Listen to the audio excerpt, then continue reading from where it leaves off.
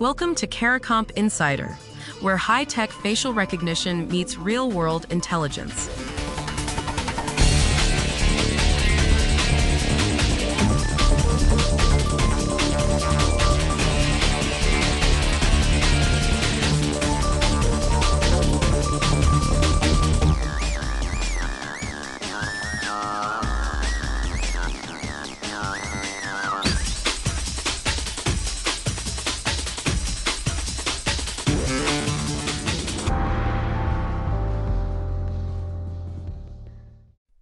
Imagine a computer says it's 95% sure it found your face. Sounds solid, right? Now imagine that same 95% means 500,000 other people also got flagged as possible matches. Same number, completely different meaning. If you've ever unlocked your phone with your face, you've used one kind of face matching. If your driver's license photo sits in a state database, you're part of a very different kind. And if that distinction makes you uneasy, that's fair. It's the exact confusion that has put innocent people in police interview rooms. Today, I want to teach you the single most important question anyone can ask about a face match result. It takes about 4 seconds to ask, and it changes everything about what that percentage actually proves. So why does the same score mean two different things? There are two completely separate jobs a face recognition system can do. The first is called one-to-one. That's simply asking, are these two photos the same person? Your phone does this. You hand it two faces, the one on file and the one in front of the camera, and it says yes or no. The second job is called one-to-many. That's asking, out of everyone in this database, who looks most like this person? Those are not the same question. They're not even close.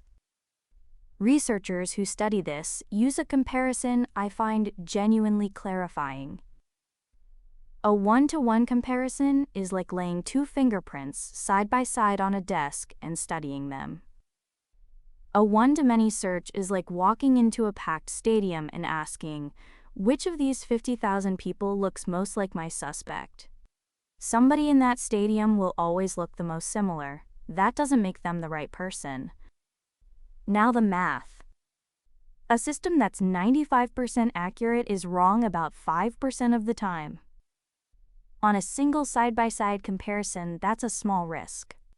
But run that same 5% error against a database of 10 million faces, and you're generating something like 500,000 potential false hits. That's why the article's title says what it says. Your 95% match could be one of 500,000 wrong guesses. For an everyday person, that means the number on the screen isn't telling you how likely the match is right. It's telling you how the software scored one pair of images, nothing more. So why do people get this wrong? Because the software shows you one number. 95%, it looks identical either way. Nothing on that screen says, by the way, I compared this against 12 million other faces first.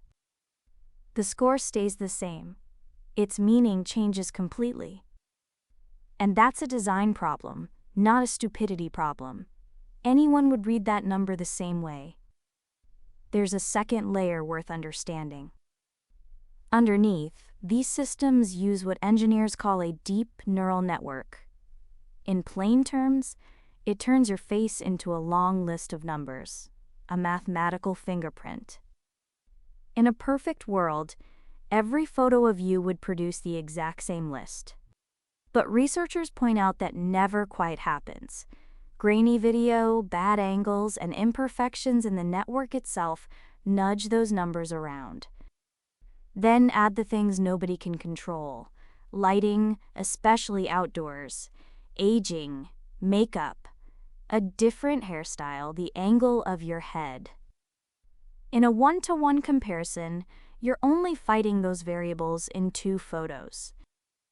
In a database search, you're fighting them across every single face in the pool at once.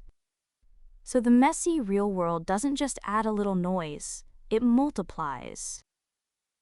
Both tools are legitimate, but one produces evidence and the other produces a lead. Oh yes.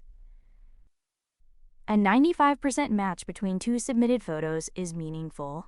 A 95% match pulled from a million-person search is a starting point that demands a human being verify it before anyone's name goes in a record. So 3 sentences to carry with you. Comparing two photos is one thing. Searching millions of faces is a completely different thing.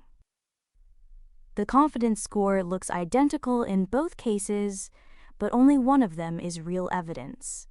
The next time you see a headline about a face match, you now know the question to ask. Was this 2 photos, or was this a search?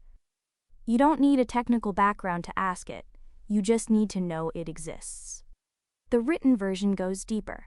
Links below. Now you know something most people in this industry don't. Use it. And when you're ready to put it to work, Caracomp.com. We'll see you tomorrow.